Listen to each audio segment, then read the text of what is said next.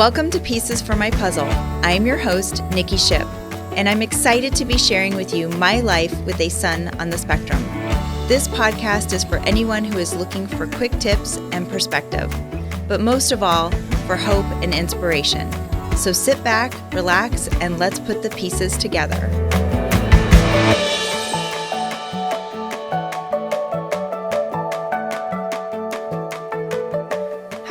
Welcome back. My name is Nikki, and welcome to Pieces for My Puzzle. I am your puzzle extraordinaire for today.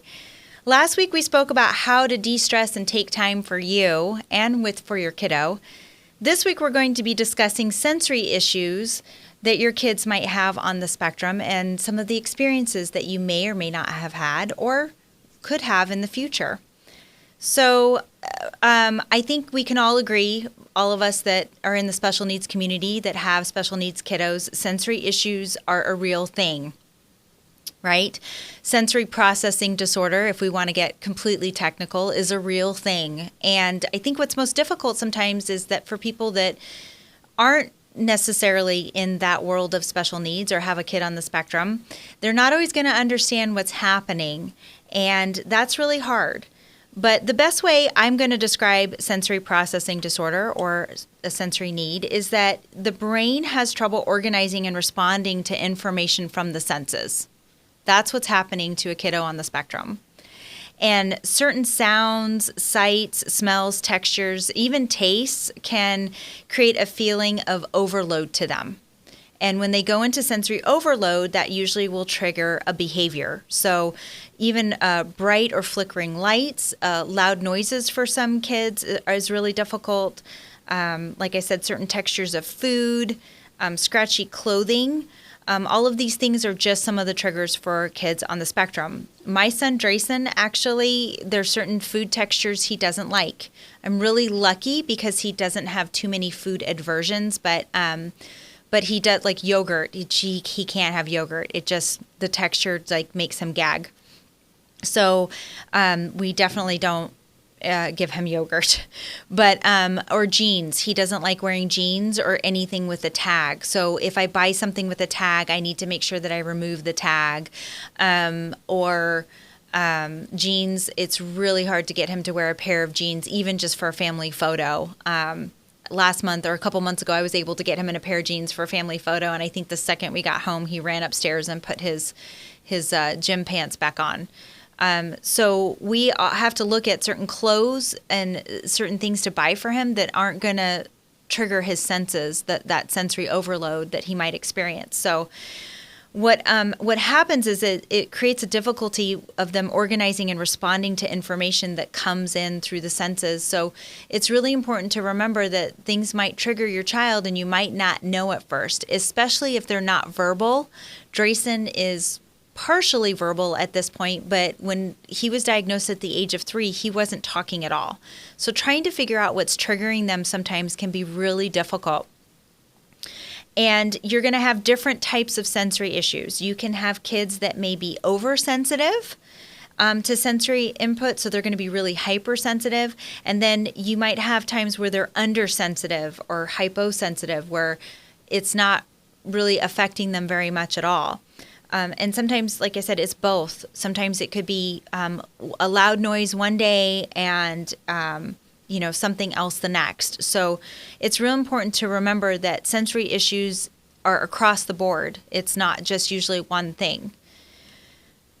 First recommendation, of course, I have is what I've said on lots of other previous podcasts is do your research, get some help. Sensoryhealth.org has a great website where they actually talk about sensory processing disorder, and they even have like a symptoms checklist on there that you can refer to, but that might help you to identify some of the things that might be triggering your kiddo. And once again, that's sensoryhealth.org. I'll post that also in the show notes so that you guys have it for reference, but it's a really great resource. I highly recommend you go check it out. But do your research, find out what might be triggering your child and then what might be a good substitute for them. So like I said, Drayson doesn't like wearing jeans, so very rarely do I get him to wear a pair of jeans. but dress slacks are softer. So if we go someplace that's a little dressier, I'll put on, instead of jeans and a nice top, I'll still put dress slacks on him because they're softer. They don't tend to bother him as much. Anything with a zipper, though, sometimes tends to bother him. So even, the kid has like a whole plethora of gym shorts and workout pants and things that are softer that have elastic bands and drawstrings. Even check at the stores, like if you go shopping at Target, Target has a really great line, and I can't remember the clothing line's escaping me, but they have a really great clothing line where they don't have tags in their clothing. It's actually printed on the inside of the shirt instead. We sometimes look for stuff like that because anything with the tag, he wants it off. He can't stand it. So find out if there's a substitute that maybe might be able to help them with their sensory issue. And like I said, it's all trial and error. I'm going to share with you just a few things that we've incorporated in our home that have really helped Drayson with some of his sensory issues. And so hopefully this will become helpful for you as well. First of all, noise canceling headphones. Drayson is not sensitive to loud sounds all the time, but sometimes he is. And so we have a pair of noise canceling headphones in case he needs them. Research them on Amazon. I think when I did some quick research before this podcast, I was looking in, and of course, Bose. Who doesn't want a pair of Bose headphones? Bose is one of the most expensive brands, but it's also one of the best brands according to the site that I was looking at on noise canceling headphones. But check out Amazon, read the ratings, see if you can find one, and also how they fit. If you have a smaller child, make sure that it's age appropriate, that it'll fit over their ears, and consider investing in a pair of those. That might be super helpful just to have on hand, just in case they need them. I have a bin, and for those of you watching on the video, you're going to see that I have a whole table full of goodies here. And like I said, for those of you listening, I will try my best to describe what I have here, but keep things on hand that are portable. I have a bin, so right here I have this bin that I have with me that I take sometimes on the go, and I keep all sorts of little things in here. So things that Drayson likes. So he really likes like these fuzzy little pom-pom balls. I don't know why. So I keep a couple of those in there, and really bright colors. I've got like a purple one, a blue one, a yellow one. I have like a little fidget cube in here that has like little switches and stuff on it. That's always really great. Bubbles. He does like bubbles. So I've got a thing of bubbles in here. Drayson likes holding things that are straight. Like he'll carry around a hanger sometimes. So I found these really cute. They just look like, it looks like a toilet paper roll is what it looks like. But it's just brightly colored. And he'll carry this around sometimes, just the fact that he's holding something in his hand. These expandable little, I don't even know what these are called. It looks like an accordion. They're expandable. I don't want to pull this because it's going to make a really loud noise on the microphone. But they expand and they they make different shapes and stuff like that. He likes anything that you can hold with your hand. But this makes like a snapping, popping sound. Let me hold it away and see if it... That's like super annoying. But anyway, it's like super, super annoying. But it works.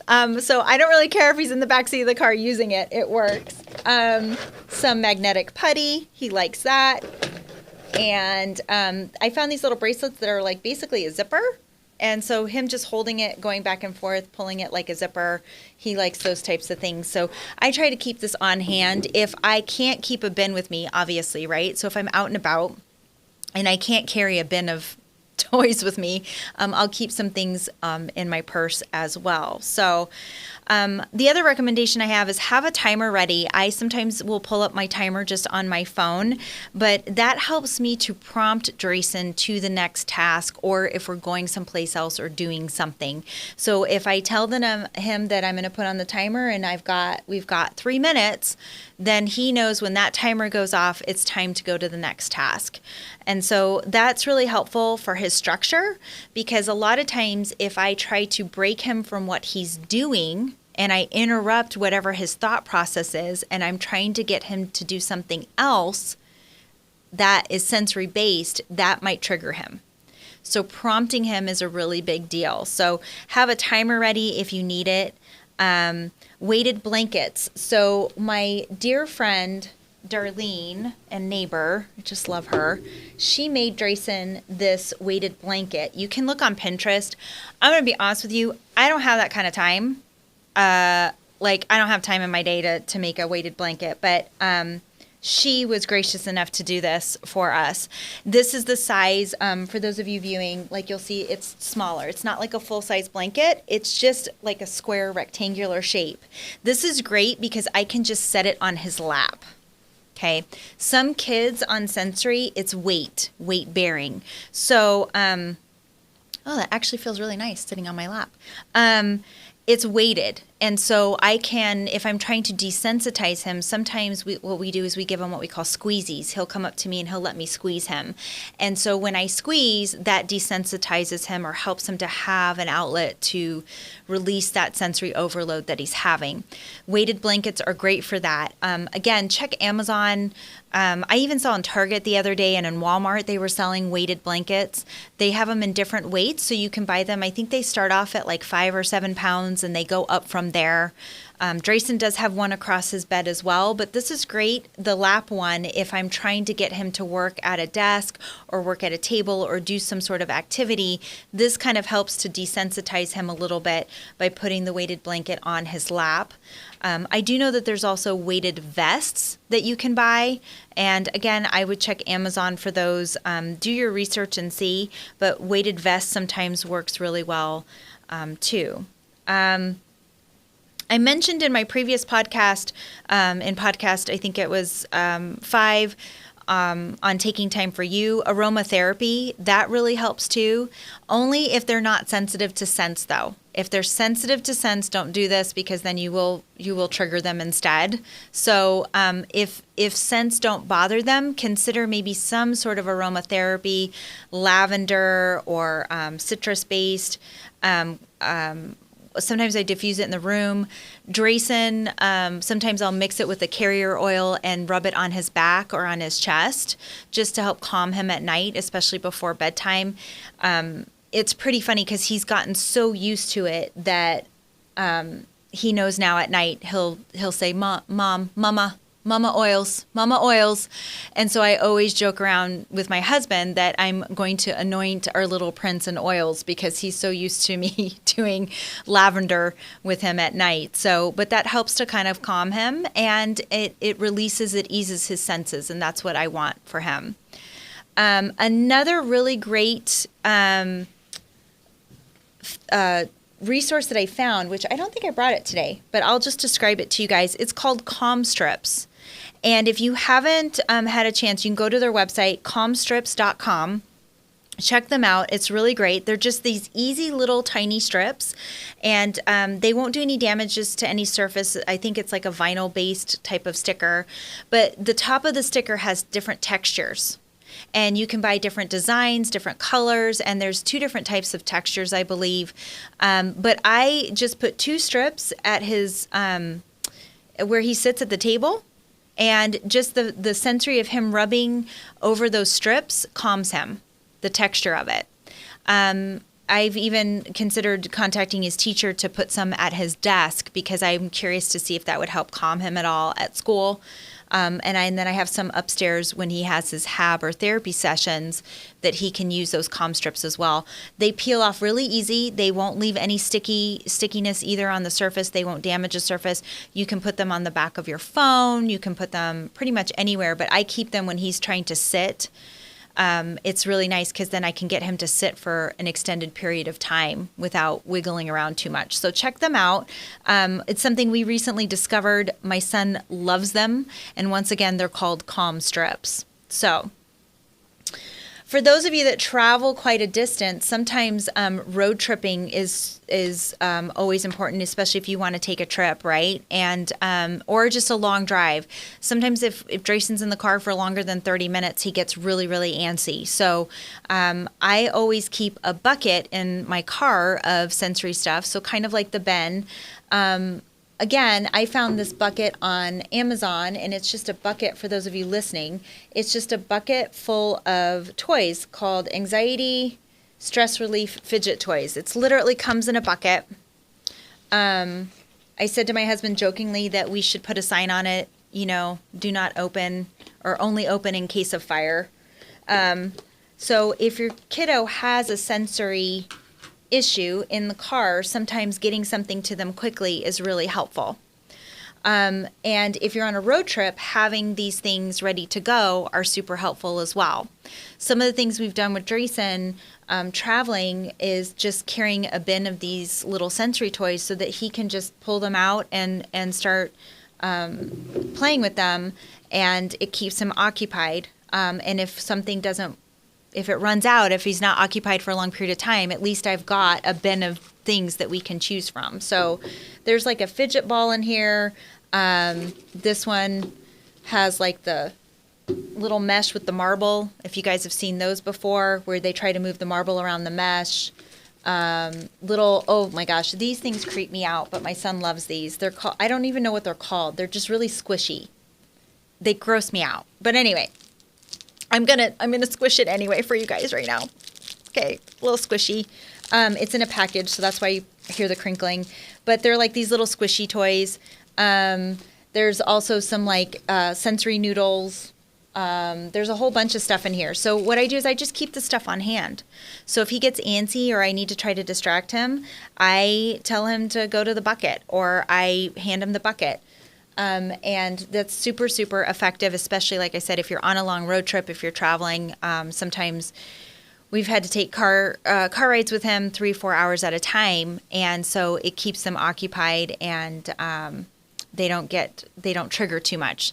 Some kids like movement though, so car rides are easy for them. Other kiddos, not so much. The other thing you can do is create a song list with your child. If you know you're going on a road trip, try to have a song list ready for them. If they have their own device where they can listen to music, maybe get that song list ready ahead of time for them. That will help them to keep them calm and less likely to trigger too, because they have their own set of music that they like to listen to. And then, of course, have their favorites with them, a blanket, a pillow, anytime you're traveling, even if it's just a short car ride. Sometimes, like I said, if we're in the car for 30 minutes, but he's kind of having an off day, I will put this lap blanket in the car with maybe one of his small pillows or something that he really likes so that it's self-soothing for him. The other reason why is it's less likely for him to have a tantrum or a sensory trigger, and it keeps me calm, especially if I'm driving, right? So less chance of potential car accident or those types of things. So it's always good to have these things on hand. The other thing is have snacks ready. I don't know if any of you guys have run into this problem before, but the one thing is Drayson doesn't communicate his emotions very well. And when this kid gets hungry, you better step to the side because it's going to get bad. The problem is that Drayson can't always tell me that he feels hungry or that he is hungry. So I always have a snack or two also in my bag, just in case the sensory toys aren't working, the music's not working, any other the weighted blanket's not working, nothing's working. I always then try to think back, how long ago did he eat and does he need something to eat? So maybe try to have a simple snack on hand or ready when you're out traveling around, because that can make a difference for your child. Just like we all get hangry, right? I mean, I do. I get hangry a lot. And, it's amazing sometimes when I realize that could be the problem. I give Drayson a snack and it's like all of a sudden the horns retract back into his head and he's not, the spawn of Satan. So remember just to keep some snacks on hand as well. One other thing that we do work with Drayson on is the zones of regulation. So for those of you that might be familiar with that, I also keep stickers on hand too. Oh, I forgot about my stickers. If your kiddo likes stickers, have some stickers on hand for them too. But like I was saying, one thing that that we've been working on with Drayson is the zones of regulation. So if you're not familiar with this, look it up. Look up zones of regulation, and you'll find that there's four colors of zones. And so we've realized that Drayson can communicate his emotions through color. This has been huge for us because Drayson doesn't necessarily always know to tell us that he's angry or that he's frustrated or that he feels sad, but he can tell us that by color. So we have a card that has, and for those of you viewing, I'll hold it up. We have a card that has the zones of regulation on here. And for those of you listening in, it's just a basic half sheet card that just has 4 colors on it: blue, green, yellow, and red. And blue usually means sad or tired, sometimes maybe feeling sick. Green means happy or calm, feeling focused, feeling good. Yellow is frustrated or worried, or it can also mean silly or really wiggly. So Drayson gets really squirrely sometimes. So sometimes he's really in the yellow zone, even though he seems like he's really happy also in the green zone. Sometimes he'll tell us yellow and he's just being silly. But usually it's excited, frustrated, worried. And then the red zone, of course, as you can imagine, the red zone is angry, yelling. They might even feel like they want to hit or out of control. They're just angry. They're in the red zone. So one thing that we've been able to do with Drayson, especially when he does have a sensory trigger, is ask him what color zone he's in. It's a way of trying to open up communication for your child. So just remember that if you can identify how they're feeling, then maybe you can try to get them to calm down a little bit. So a lot of times I'll ask Drayson, what color zone are you in today? He'll tell me green or blue. Sometimes he'll say blue and then he'll yawn. So that gives me an indication that maybe he feels tired. So this has helped me to open up conversation with Drayson. So if he has a trigger, a sensory trigger, sometimes I will ask him, do you feel like you're in the yellow zone or in the blue zone? Because blue can also mean bored. Could be that he's bored. It could be that he doesn't like the colors that were flashing in front of him at the last light that we passed through. It's hard to say, but this helps to give us at least a starting point to help him calm down. So if you aren't familiar with zones of regulation, look it up. It's really a great resource to have, and it's helped us. It's done tons of wonders for us and our family. And even now sometimes I communicate in color how I'm feeling. It's kind of funny.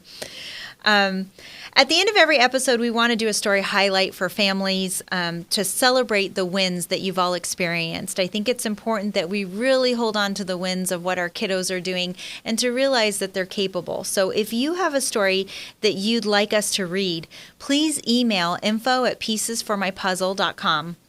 And we'll read your story, and hopefully we will be able to read it on one of our upcoming podcasts. Today I'm going to tell you a story about, speaking of sensory, about Drayson that I recently discovered. Drayson likes balloons, not necessarily helium balloons, but just balloons. So I was tasked with blowing up I think 400 balloons at Drayson's school not too long ago because it was the 100 days of school celebration. And so we wanted to do 100 balloons down each hallway. So I had to save myself the time of physically having to blow up balloons, okay, because I'm not all about that. I'm outsourcing this. I got an automatic balloon inflator machine thing. So I was testing it at home, and I realized that Drayson was really taken with the balloons. So I ended up making a really good sensory game out of it with Drayson. So I let him pick the color of balloon. I blew up the balloon. And then the game was, of course, don't let the balloon touch the ground.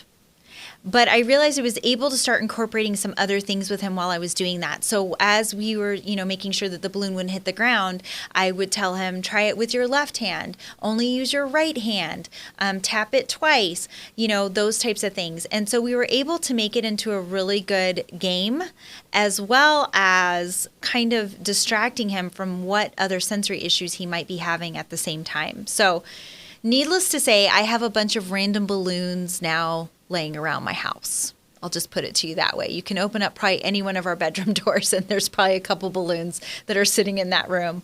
But it works. So, experiment, have fun, try something like this with your kiddo, and you never know what type of communication this also might open up with him. We had a really good time, and it was nice just to relax and laugh with my son. If you have a story, though, once again, that you would like to share, please send me an email over to info@piecesformypuzzle.com. I look forward to reading it and receiving it. This concludes our episode. I want to thank all of you for tuning in and for listening. Please like and follow us on Instagram and subscribe to our YouTube channel @piecesformypuzzle. If you like what you're hearing, please spread the word too. I really want this to help friends and family with kiddos on the spectrum. And if you like it a lot, please give us a good rating on your preferred podcast platform that you use. Until next time, keep working on your puzzle, and remember, you don't have to have it solved all in a day. Take care.